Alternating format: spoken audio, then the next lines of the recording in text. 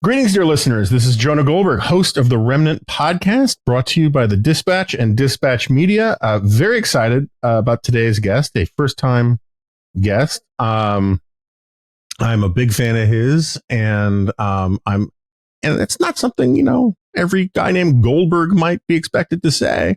We have Russell Moore.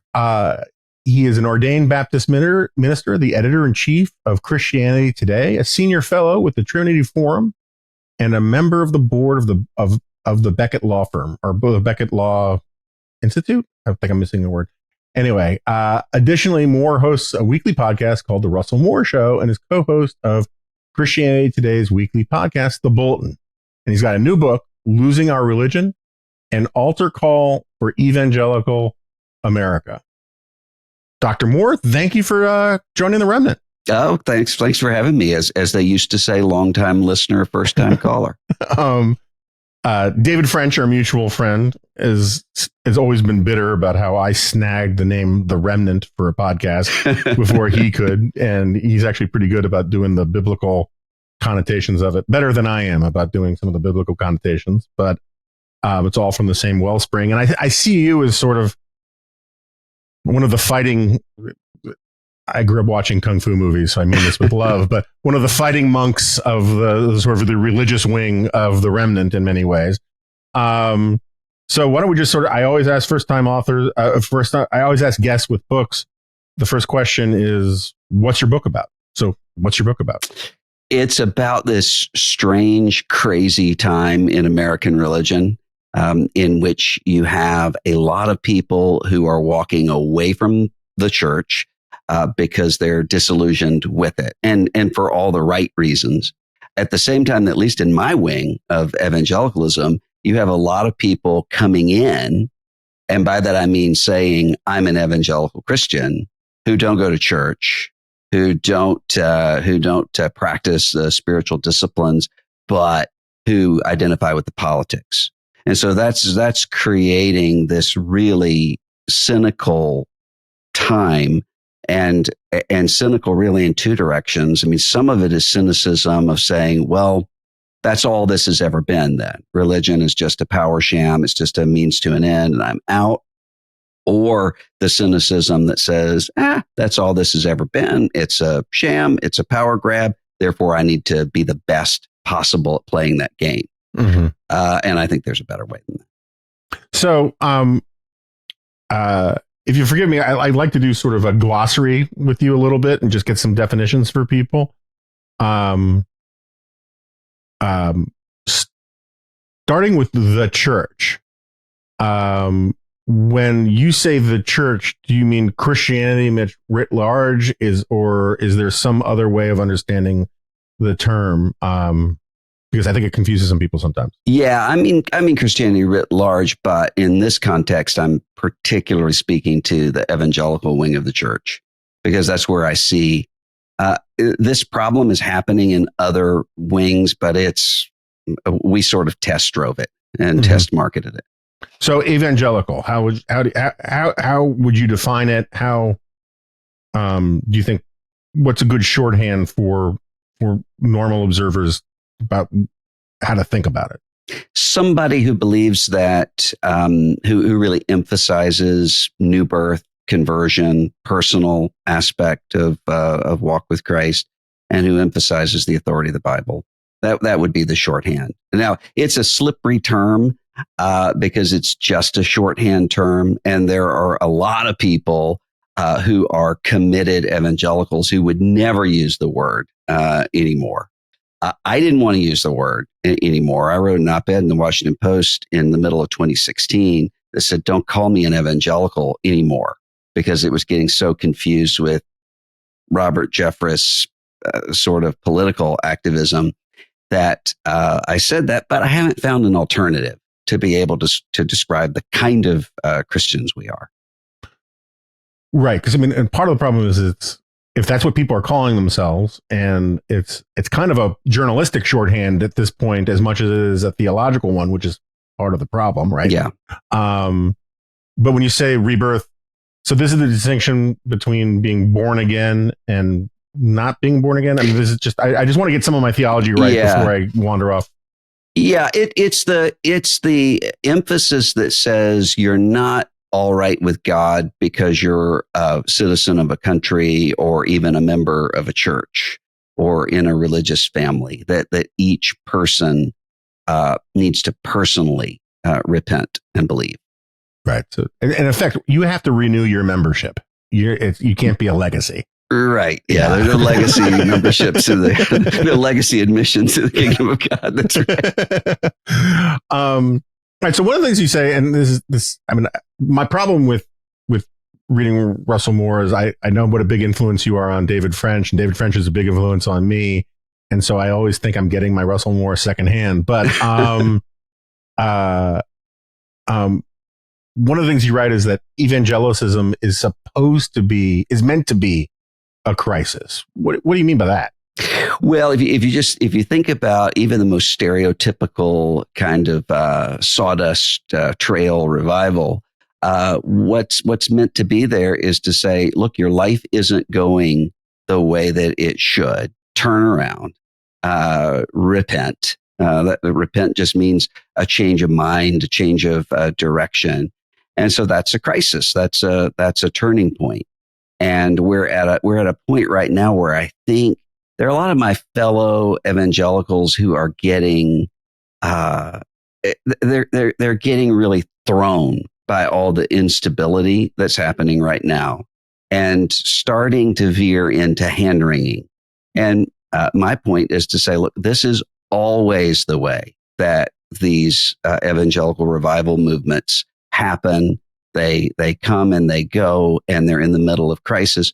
We shouldn't see that as being some sort of inevitable collapse. So I came of age sort of intellectually in the 90s. I read a good share of my father Newhouse, Naked Public Square, and all of that. And I can give you. You're the wrong person to use the phrase chapter and verse with, but I can give you a good case for why the high wall separation thing is a kind of at least this, to some extent, depending on who's saying it, the sort of ACLU version of it is a misreading of history. It's not really the constitutional principle that people think it is. But at the same time, a lot of the people that I hear from about tearing down the separation of church and state stuff, the sort of post-liberal integralist crowd, are the kind of the last people I want to be able to do that. Yeah. So, what is the proper role, in your view, the proper role of religion as it relates to the public square, as it relates to how it informs public policy or public life in our public institutions? Well, I'm a Baptist, and we were the OG separation of church and state people, which doesn't mean that there's not the influence of religion in public life, and it certainly doesn't mean that religious people aren't involved in public life and shaped by their consciences, like everybody else is, except they're shaped particularly religiously. That's not a violation of separation of church and state. What it means is that the church doesn't have the calling or the competency to take over the levers of government. And that really has to do with how we understand the gospel. You can't coerce people into being Christians. You can just coerce them into being pretend Christians. And that the state doesn't have the power to give itself the authority of God. And so you see this experiment happening over and over again with Pharaoh in Egypt, and Nebuchadnezzar and Caesar, and on and on and on, where authoritarians love to have some sort of religion behind them, because they can say, if you're coming against me, you're not just coming against me, you're coming against God or the gods or so forth. And so if you're a dissident, literally, to hell with you. And I think that's a really dangerous combination. And you're right. I mean, we see these resurgent blood and soil, supposedly Christian movements happening all over Europe right now. and you have this Catholic integralist talk. I mean, I remember joking kind of in the Newhouse era that you're talking about. I would joke around about how my grandparents' generation of Southern Baptists feared this authoritarian Catholic Church. And, here we are, evangelicals and Catholics working together on religious freedom for everybody and Religious Freedom Restoration Act and all of that. And I would say, what authoritarian Catholic Church? And now I'm starting to say, well, I guess there were some people who were saying, oh, that caricature sounds good. Let's do that. And now, thankfully, they're writing op-eds to each other, and they're not actually, they don't actually have the power to do it. Yeah, I mean, that's sort of it's a constant theme on here of trying to figure out how to calibrate my attention in response to some of these things. Because on the one hand, starting at least with Christianity, small minorities of committed people can affect profound change.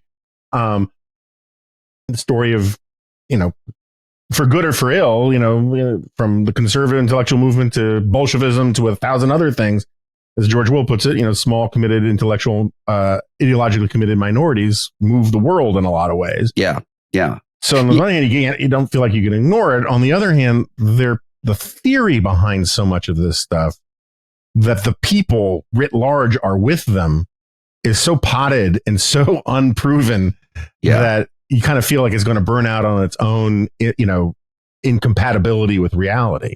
Yeah, it's kind of, I don't think that we're in any danger of a Catholic integralist state that's imposing blue laws and that sort of thing on American culture. But it's kind of like the movements that we saw in evangelicalism of theonomy. Let's take the Mosaic law and reimpose it so that you stone disobedient children and so forth.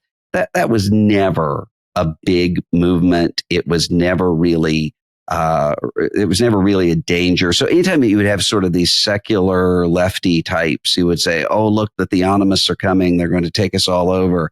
It's a theocracy. You just kind of roll your eyes at that. But there's something behind it that really is a problem. And I think the same thing's true with Catholic integralism in and of itself. Is not that big a deal. But when you put it alongside the rest of this illiberalism and that idea of using religion to determine who's in and who's out. So whatever the majority culture chooses the religious symbols and practices and basically imposes that socially. That's a lot bigger than Catholic integralism. Yeah. All right. So I want to get to all that stuff in a second, but I got you here, and I just want to ask, because this is like, sometimes I just want to ask questions I would ask you if I was sitting next to you on a plane, rather than like for the benefit of any listener. When in Baptist seminary, or an evangelical seminary, whatever the word, how much reading do you do of Catholic, the doctors of the church? How much Aquinas and St. Augustine do you do? Or is it because of the historical tensions between faiths, you kind of say, we're not going to go deep on that, and we're going to go with this other tradition? I mean, I've always kind of curious on the intellectual level, because some of the things you're talking about, they ping City of God, City of Man for St. Augustine and that kind of thing for me. But I don't know if that's, and I'm just kind of curious if it's if it's an acceptable touchstone. Yeah. There's a lot of Augustine, Aquinas, but especially Augustine. I mean, that's Protestantism, for rightly or wrongly, sees itself as Augustinian. And that was one of the reasons why Pope Benedict, there were a lot of Protestants who really resonated with the writings of Pope Benedict in a way they just didn't with some other popes. And I was mentioning this to, I think it was George Weigel, who said, well, of course, he's an Augustinian. He's not a philosophical Thomist. It's you kind of recognize your people there. Yeah, no, also just the whole concept of the born again part. I mean, given his narrative about what a wayward soul he was, it kind of makes sense to me. I just was kind of curious. All right, so it feels to me like I spent most of my career being a pretty passionate defender of Christian conservatives and evangelicals, and it still kind of sticks in my craw. I can only imagine what you're going through to criticize evangelicals, because it just feels like they've been so caricatured by popular culture, by sort of mainstream media for so long, that my instincts are always to run to their defense. But then once you sort of make the leap and realize, no, there are some legit things to criticize here, you realize that this has been a long time in coming, right? It's sort of like Hemingway's bankruptcy. It's gradual and then sudden. And so where do the problems that lead to the stuff we're going to get to about Trump's popularity and the distortion of things, if you're going to say where did we start going wrong, where would you start the story? It's kind of, I was just reading this morning a Catholic writer back during the height of the sexual abuse crisis in the Catholic Church, who was saying there was a time when we would say media elites hate the Catholic Church for our virtues and not for our vices. Mm-hmm. Those were happy days. We would like to get back to that. And I would say something similar with evangelicalism. I think a lot of this is the shadow side of what made evangelicalism successful. So it's entrepreneurial. You don't need bishops to give you permission to go and plant churches on the frontier. So it's by nature populist. Billy Graham comes into a community and can get large numbers of people together, and that replicates itself in churches all over the place. I mean, that's all for the good, but it has a dark side. And I think one of the things that happened was there was a lot of, and I include myself in this, a lot of bearing with hucksters and grifters because we thought that they were fringe. And so why spend time dealing with the guy who's selling books about how all of the American founders were born again Christians?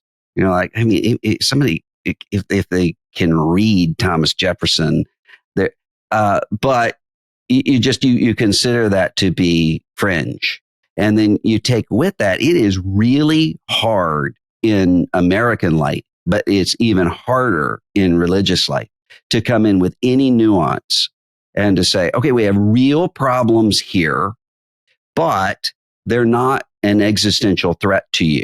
We have some real religious liberty concerns.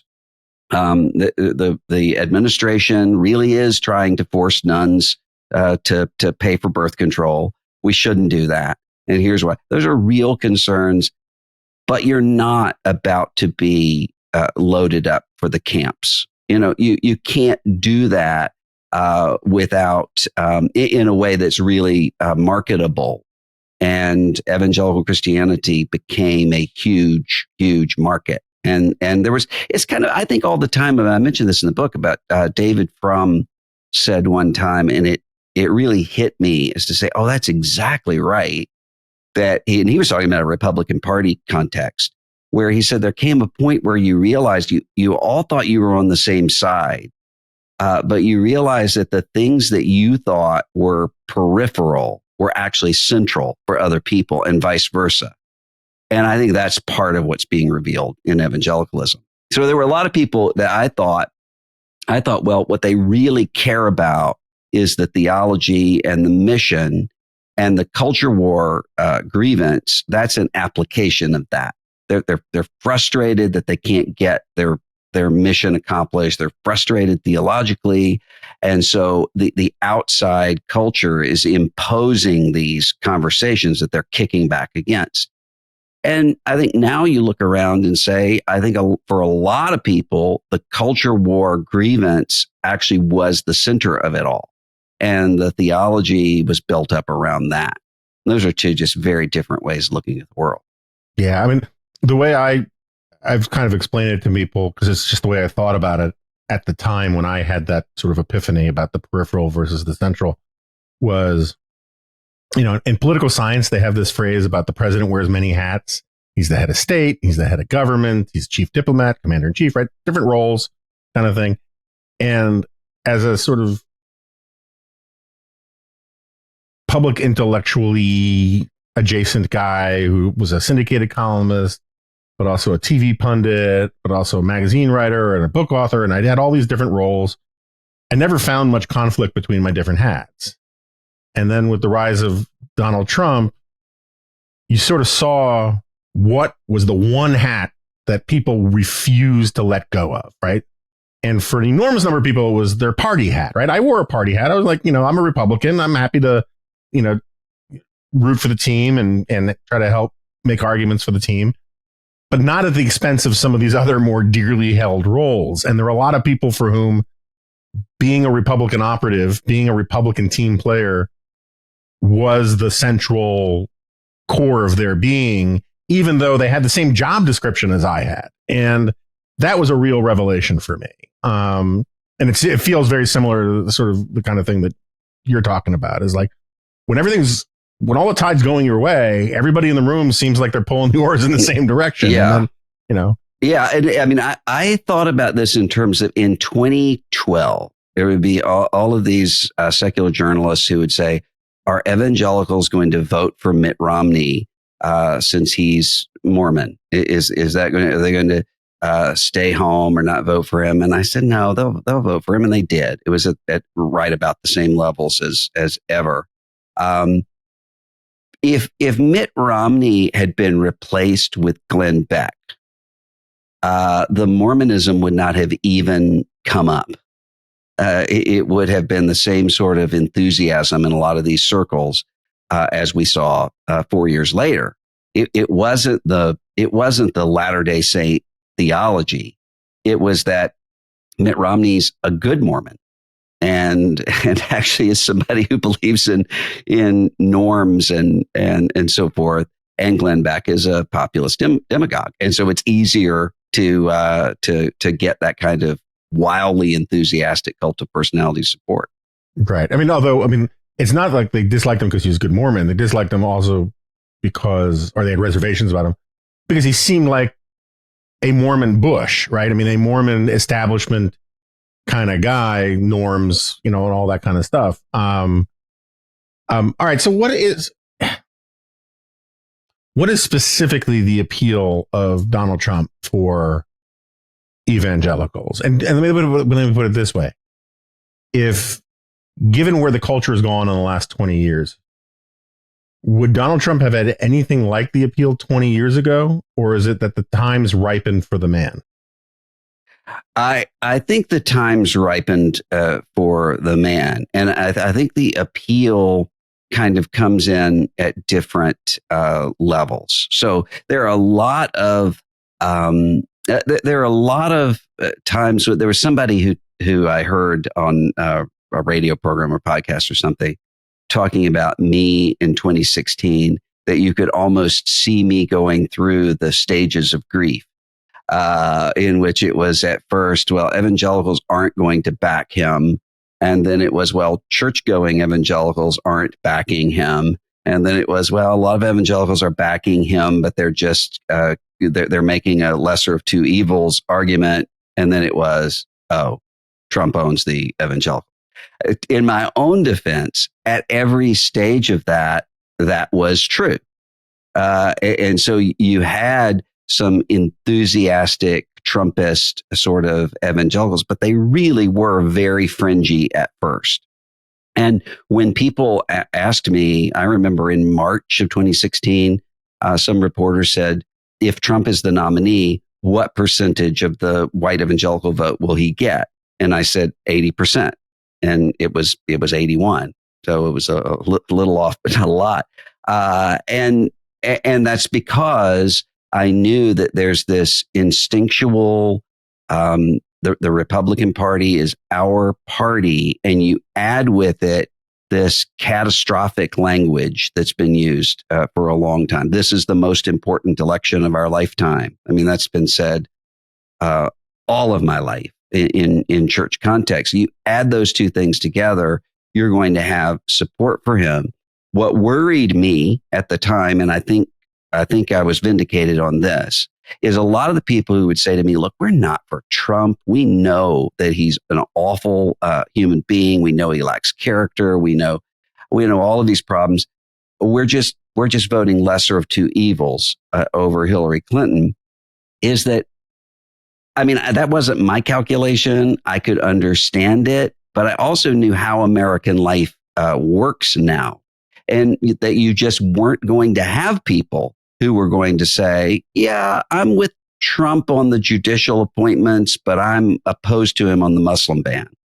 That just wasn't going to happen. Yeah, I think the tax cuts are okay. The paying off porn stars aren't. That isn't the way that partisan identity works right now. And sure enough, that is exactly what happened. You don't hear the lesser of two evils argument at all. So I think there was this sense of, in some ways, evangelicals were responding to Trump for the exact same reasons that every other Trumpist does. But they add to it this sense of times are different. You can't work within the norms of the constitutional system anymore because the other side is so evil and so irredeemable that this is our last step. So many of them took that Flight 93 election argument and just baptized it and made it bigger. Yeah, you told a story. I haven't finished the book. It's been a crazy time. But you told a story when I was at a off the record conference with you, and I asked you beforehand if I could ask you about it, because I think it's such a perfect encapsulation about a pastor who got a complaint from a congregant for talking about turn the other cheek. Can you just sort of tell that story and then we can talk about it? Yeah, not just one pastor. This is happening all the time now. Almost the exact same account. Pastor will get up and will just sort of parenthetically say something about love your enemies, turn the other cheek. And afterward, someone will come up and say, why are you giving those liberal talking points? When the pastor turns around and says, I'm just directly and literally quoting Jesus Christ. The response is not, oh, I'm sorry, I need to go spend some extra time in Sunday school. The response is, yeah, that was fine then. That's fine in a neutral culture, but that doesn't work anymore. That doesn't work in a hostile culture. And you just step back and say, do you really think that Jesus is giving the Sermon on the Mount in Mayberry? I mean, this is in the context of a Roman Empire armed to the teeth, taking out dissidents all over the place, not to mention a really sexually hedonistic sort of culture as well. That didn't start in the 1960s. But there's that mentality. The stakes are too high to actually be Christian. We have to put our Christianity in a blind trust and fight like social Darwinists. And then after that's all over, we can resume Christianity, which is, in my view, a fundamentally not just non-Christian, but anti-Christian idea. Yeah, I mean, it's an unusual place for me to get all defensive on behalf of Christianity. I mean, I got no problem with Christianity, but I'm used to that argument about conservatism, and I have enough contempt for it when it comes to conservatism, because when I say conservatism, it's sort of back to the hat wearing thing, right? Like when I say conservatism, I mean like your actual principles, what you believe to be true, what you believe to be right, what you believe to be good. And the idea that you should abandon them based upon political exigency or convenience, without much evidence that abandoning those views will get the results you want anyway, right? But at least these are secular norms, right? These are secular positions. The idea that, I mean, you're a good guy to correct me if I got this wrong, but I'm pretty sure Jesus was crucified yeah. because it wasn't a neutral culture. Well, exactly. Yes. And the whole this whole idea of what still just sort of drives me crazy is we need to put on pause. Like, I'm how to put this. This is a point David French has made often. Part of the point of being a good Christian is kind of that you're persecuted for your beliefs, not necessarily, the crucified, put on a cross, but like that you're supposed to be a little outside the mainstream culture. There's supposed to be a little bit of tension, a little bit of a price, a little bit of friction, because it's supposed to be harder to be a good person, right? To do the right thing, to be a Christian, to be Christ-like. And like the idea that religion has to be convenient to your politics feels like heresy to me. But like, I don't want to get righteous on behalf of some other people, because that's a weird place for me to be. Yeah, well, I'll say it is heresy. And part of the problem, I think, is because there's this confusion for a long time. I mean, even just think of the language of moral majority, that you had this sense of we're the real America. Most people actually are with us. And you combine that with a siege mentality, persecution complex, and you end up with the worst of all of it, because you end up with people who believe themselves to be the legitimate mainstream, real heirs of this country, who are being persecuted by these shadowy coastal figures. And there's enough truth in that to make it plausible. I mean, there are genuine efforts. There are people on the left who think, look, everybody's going to secularize anyway. We're going to be Norway.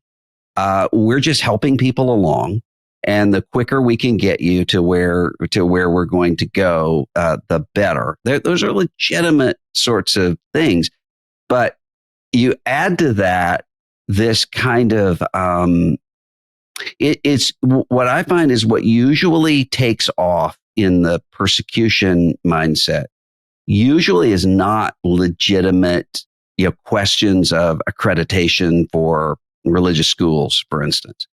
It's instead, you're insulting me.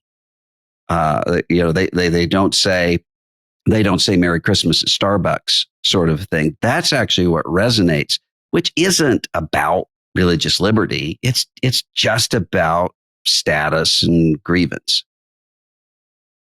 Yeah, but also, I mean, I agree with you. There are definitely, the Newhouse was right to write the naked public square. I mean, the sort of cleansing of organized religion, also just of tradition as somehow suspect or wrong, is an old story. But like, anti-religious sentiment is a very old story. I mean, what was it? Diderot strangled the last king with the entrails of the last priest. I mean, this is not a new idea. And yet, it feels, I mean, getting to the Hemingway bankruptcy suddenly part, it really does feel, and this is part of the reason you wrote the book, that the floor is kind of dropping out on organized religion in some ways. And I'm kind of curious. I suspect your answer is going to be both and rather than, and a chicken and the egg kind of thing. But how much of this is about a crisis of masculinity, and how much of it is a crisis of religion? It's more a crisis of masculinity that is framed in terms of religion, because it's able to be made ultimate that way. And it also is it's not just masculinity, it's culture. I mean, there's a reason why the Great Replacement theory resonates, according to the surveys, with white evangelicals more than anybody, or as in higher categories than regular Americans, because there's this sense of our cultures being taken away from us, and masculinity is a part of that. But there are all kinds of racial and ethnic categories that are added to it as well. And if you have the religious angle, you're really able to make that ultimate. So, for instance, if you just look at the polling about what do white evangelical voters actually care about, not what are their positions on things, but what do they actually care about? I mean, for the past several years, that has shown immigration issues, race issues, refugee issues. The abortion issue is way down there. Not because evangelicals are pro-choice at all. It's because that's not what these people care about. It's instead what they can use to say, if you're not with us and with this whole program, then you're for abortion. And so it becomes a useful tool, but it's really not the motivating factor behind these voters. And so I think a lot of it is that sense of they're taking our country away from us.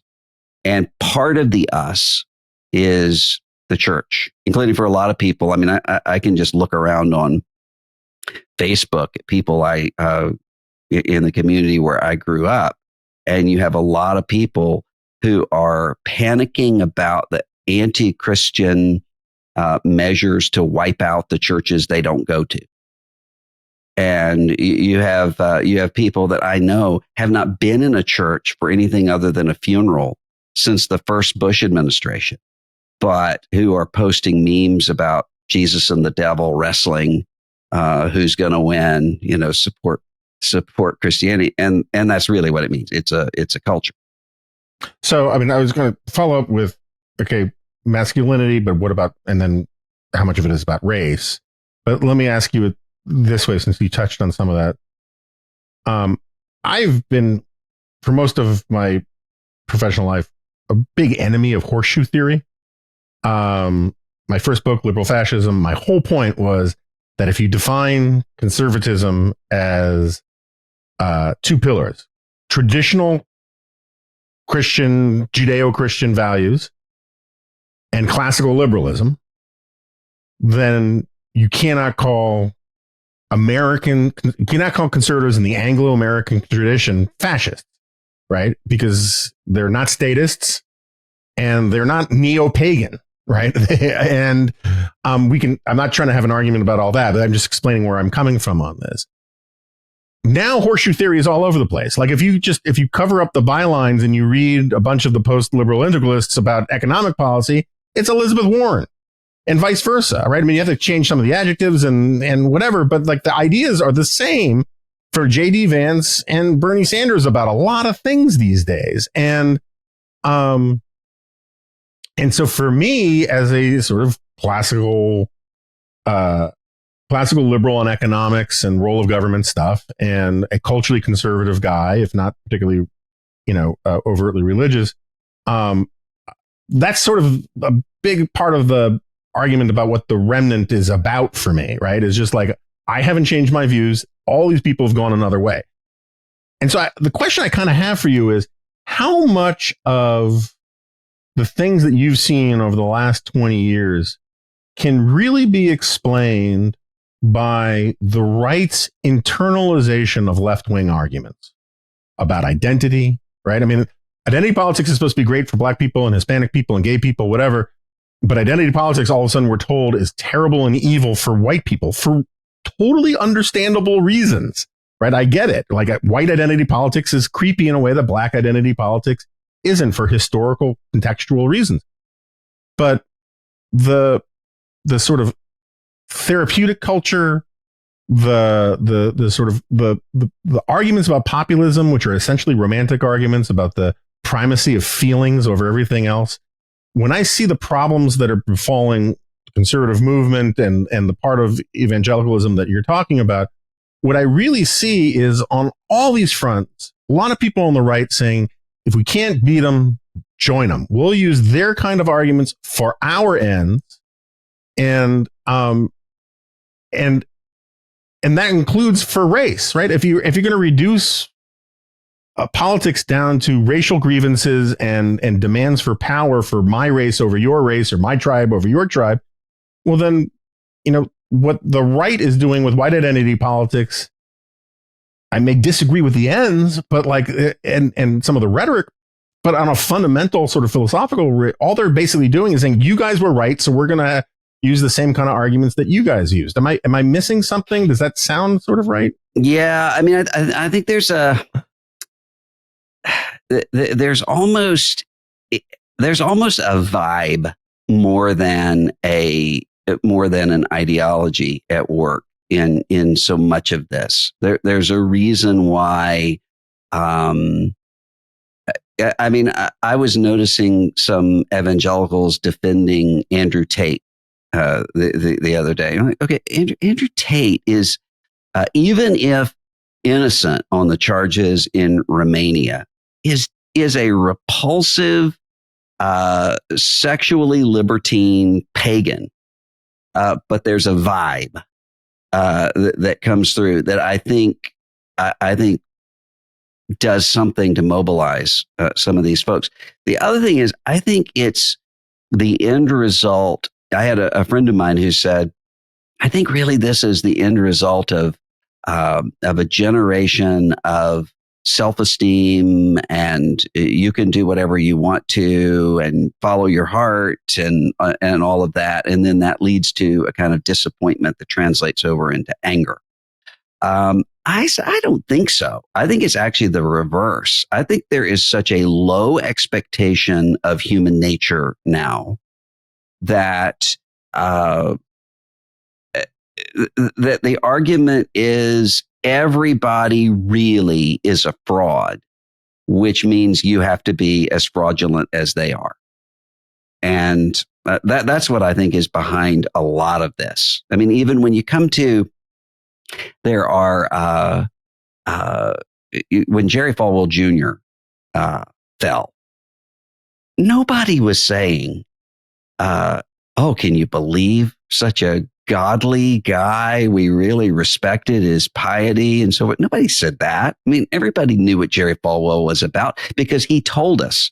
He would say, I'm not a pastor, I'm a real estate developer, and Trump's a good Christian leader because he makes payroll and he has jobs. So you have that sense of everybody really is wink, wink, nod, nod, a grifter and a huckster, and only the grifters and the hucksters will win. And I think that brings with it a sort of ethos that makes all the principles, whatever they are, just completely transferable. Mm-hmm. Yeah, well, but I certainly think at the elite level, there's a lot of that, and certainly there's a lot more of it than we thought there was. That where we sort of began the conversation. In that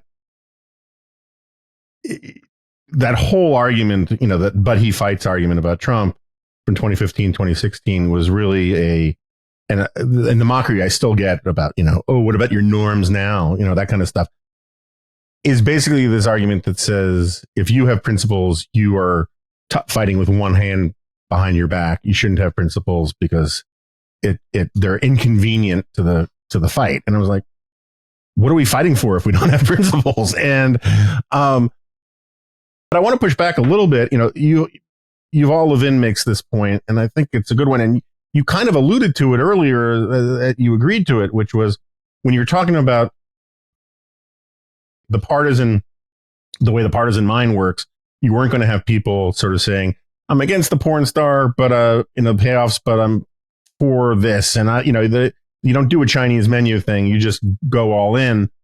And I think that, Yuval makes this point that it turns out that cynicism is actually very hard to sustain for some people. And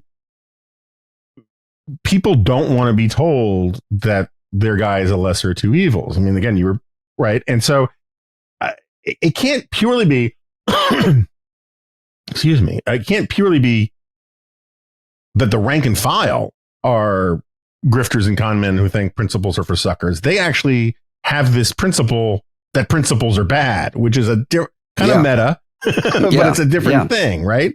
Yeah, but it starts there. I mean, it starts. I mean, I've watched the psychology at work over the past 7 years with stages of people who would say, "Look, I know this is not good, but." I mean, that's one of the reasons why you look at a figure like a Lindsey Graham and everyone is, what happened? Can you believe it? I'm like, I see that 1,000 times a day with just normal, regular church-going evangelicals who go through the exact same path. And it doesn't stay with, well, this is bad, but it's better than the alternative. It doesn't stay there. You ultimately have to have some way of saying what I'm doing is good. And especially when you're framing it in everything's an apocalyptic showdown between good and evil, I have to be able to say this is good. That's why you end up with the imagery of these sort of Putin-esque drawings of Trump as a ripped guy on horseback and those sorts of things going around at the social media level.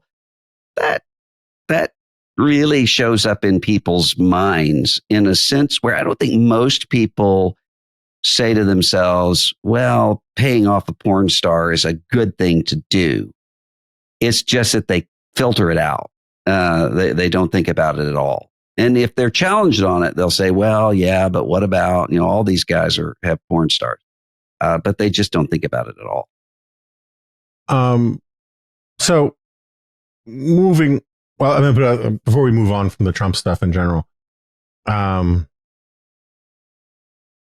let's say, heaven forbid, Trump has an accident tomorrow, or let's say,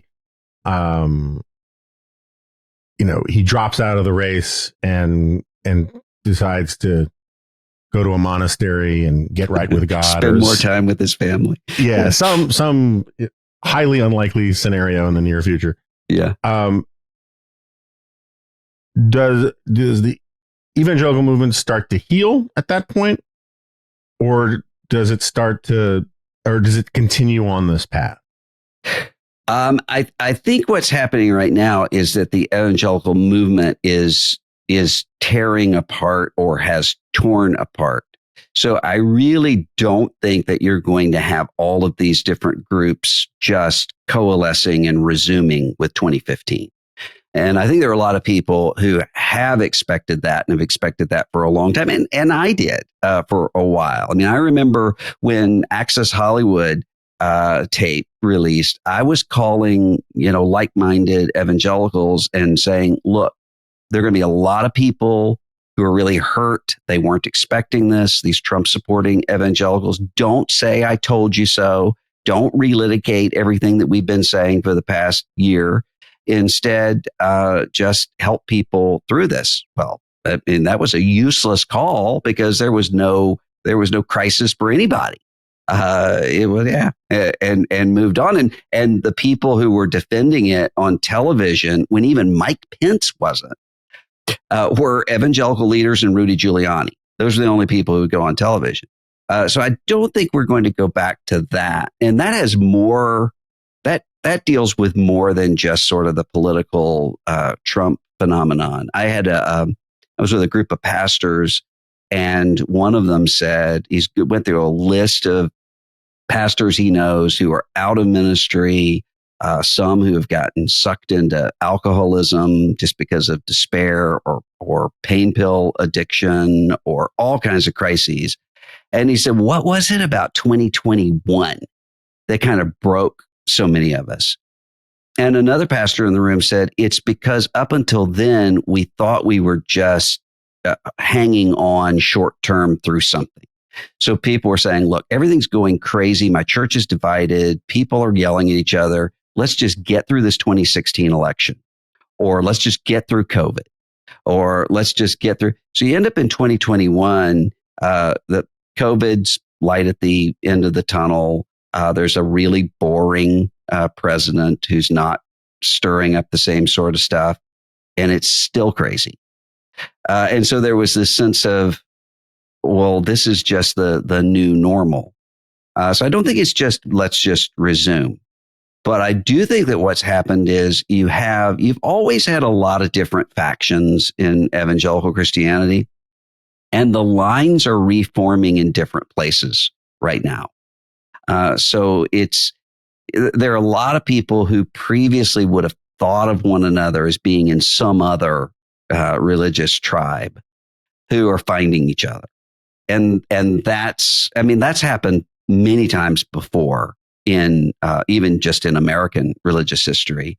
And I think that's what's happening now.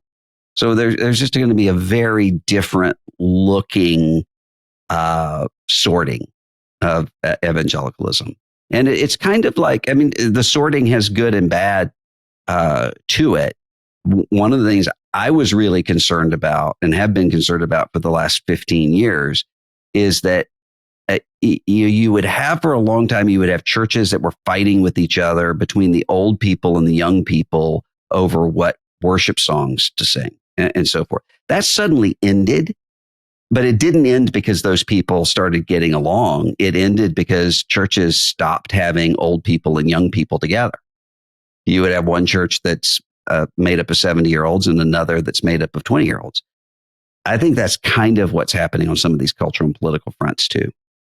Yeah, so let's talk about that just a little bit. Like, where are young evangelicals going politically, theologically, culturally? If does the trajectory of young evangelicals make you more hopeful or more depressed? It makes me more hopeful long term if we can get past the next 5 years or so. Because here's what I'm finding, and I'm on college campuses all the time. Young evangelical students are there. They're not politicized culture warriors at all. There is nothing about that. As a matter of fact, the number one question I get asked from not just college age, but young adults, 20s and 30s, is to say, help me know how to maintain a relationship with my mom and dad. It's the reverse of what it used to be, where I would have parents saying, I want to connect with my 20-something who's walked away from the faith. How do I deal with my prodigal?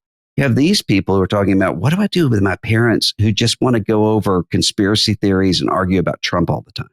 And and what is cheering to me is that almost never do they say, help me win the argument with my parents. It's, I want to be in a relationship with my parents. I want to connect with my parents. How do I do that when they're insisting that this be the definition? So there's that, and it's also the case that if there's sometimes I'll be on a campus and there'll be some, 20-something-year-old guy who's showing up, yelling about culture war stuff and anti-vax stuff or whatever. It is almost never an evangelical Christian. As a matter of fact, I cannot think of a single instance in the past several years where it's an evangelical Christian.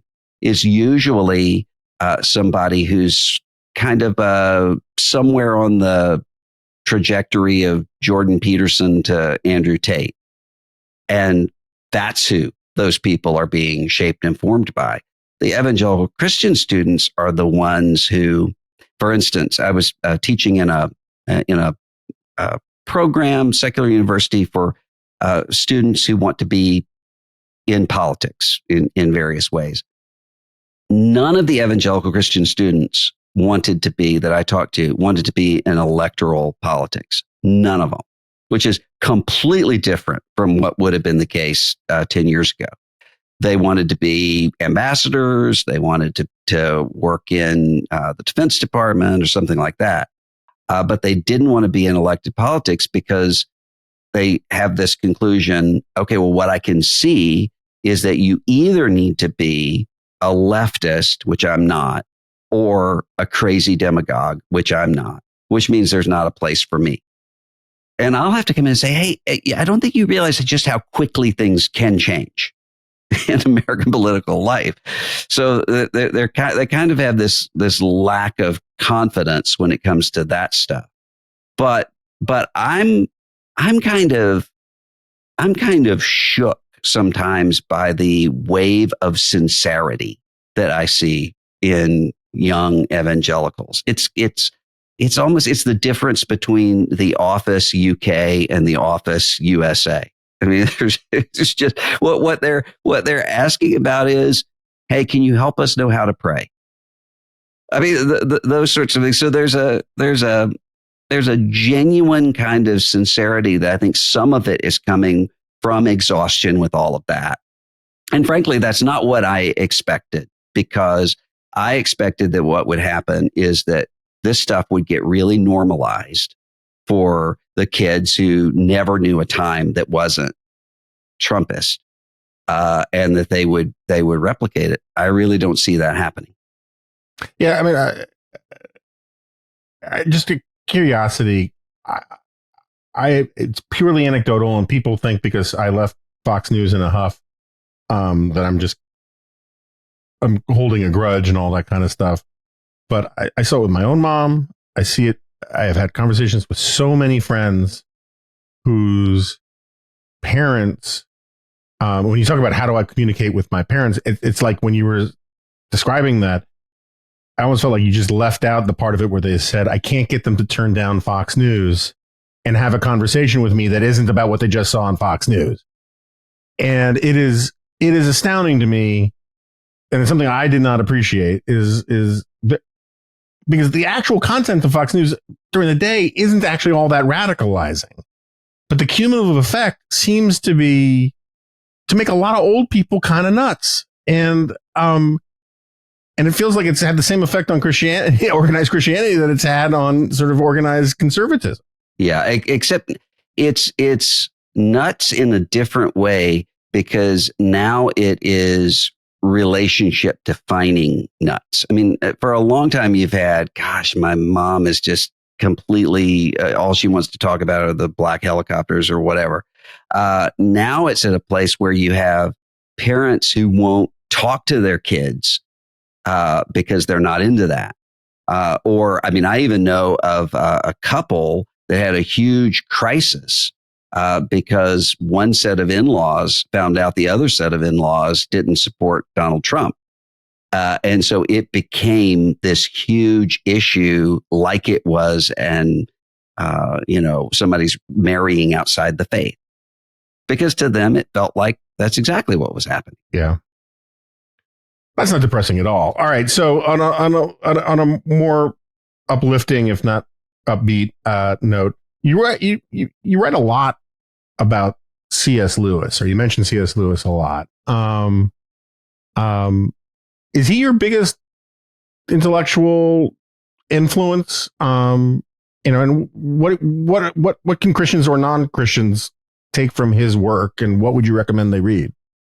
Yeah, I mean, he transformed my life when I was going through this spiritual crisis as a 15-year-old. That a lot of people, when they look at some of the stuff that's gone on over the past several years, will say, well, I mean, were you ever close to losing your faith? And no, because I was kind of inoculated to that. I already went through that as a 15-year-old, wondering, is this all just really politics and culture?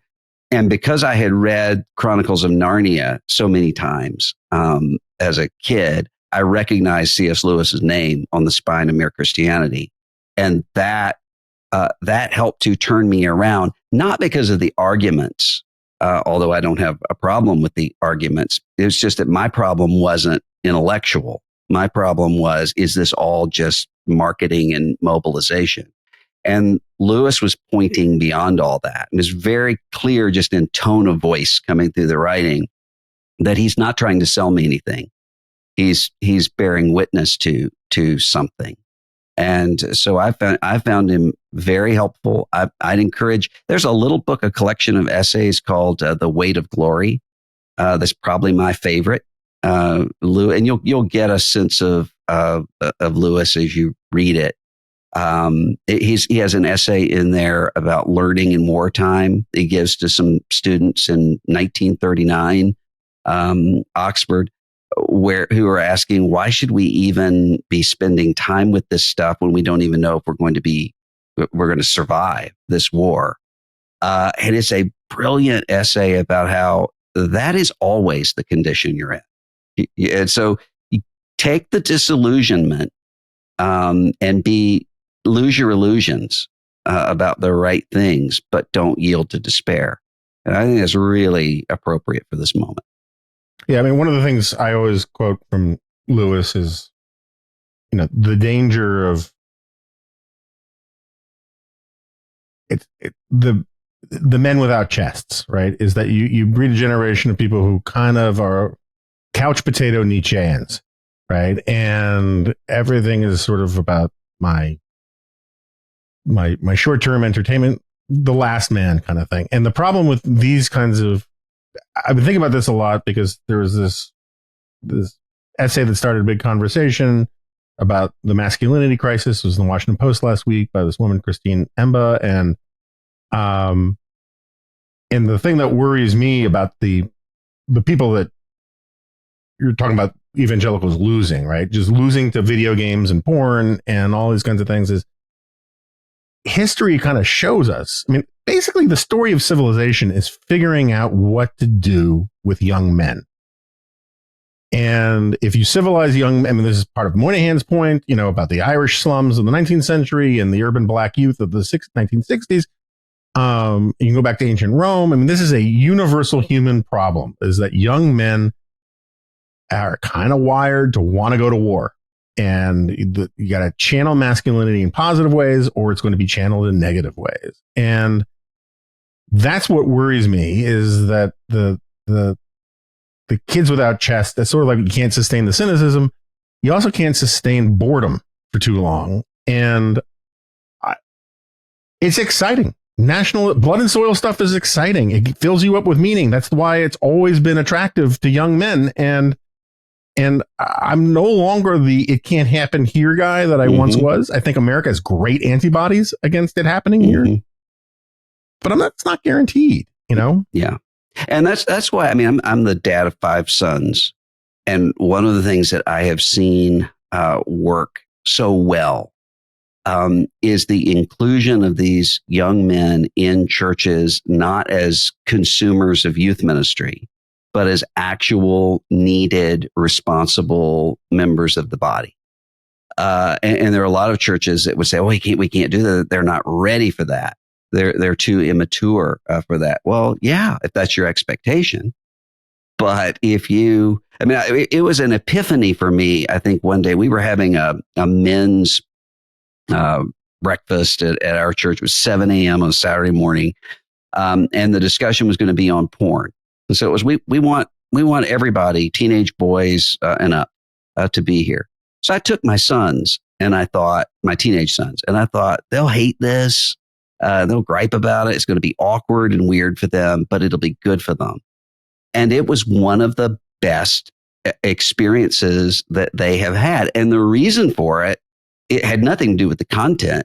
It was that you had a group of men who were really treating them as responsible people who could, when I saw my 15-year-old son praying for a 55-year-old guy about his marriage problems, I mean, there's a sense of membership in that's transformative. I don't want to keep you longer than I promised, but so until, I mean, this history orders of magnitude better than I do, but basically my understanding is that from the Scopes trial until Jimmy Carter, the cliche was that the born again Christians, evangelical Christians, were quietist, right? That they were sort of withdrawn from politics. Didn't mean they necessarily didn't vote, but they weren't an organized faction within electoral politics, and that sort of changed. Let me put it this way. What would an evangelical revival or religious revival look like? And would it be better on net for Christianity, the project of Christianity, saving souls, just to say it's a numbers game, would it be better on net if Christianity got out of politics for the Christians themselves? Or does part of a religious revival mean a renewal of trying to figure out how to incorporate biblical values rightly understood into our public institutions? I think it's probably going to take a little period of what's going to look like quietism, of a stepping back from politics because we don't know how to do it. And so you end up with what's really not politics at all. It's all just tribal signaling. And right now, I mean, the crisis is you have a lot of people who are saying, is this just a means to an end? I mean, we saw that happen with the mainline Protestant denominations, and it was to the left, where their younger generations started to say, well, if this is really just politics, then just tell us what you want. Recycling, stop to nuclear energy, whatever it is, just tell us it, and we won't give up a Sunday morning. And that, I think, is happening in the rightward direction with evangelicals as well. So I do think that there will be a period that will have to look like something like political disengagement. I don't think it should stay there. And I think that there's a lot of good evangelical political engagement that happens in areas that people don't see. So, I mean, there are a lot of, and usually those things come in alliances, where you have evangelicals who have a particular moral motivation working with other people. I mean, for instance, International Justice Mission, dealing with sex trafficking all over the world. This isn't a political organization in the sense of a partisan organization, but that's political. That's what they're doing. I think you'll see more of that. All right. My guest has been Russell Moore. The book is, I want to read the whole title. Losing Our Religion, an altar call for evangelical America. We'll put a link to his podcast, to the book, everything else in the show notes. Thank you so much for doing this. Oh, thanks for having me. It's been fun.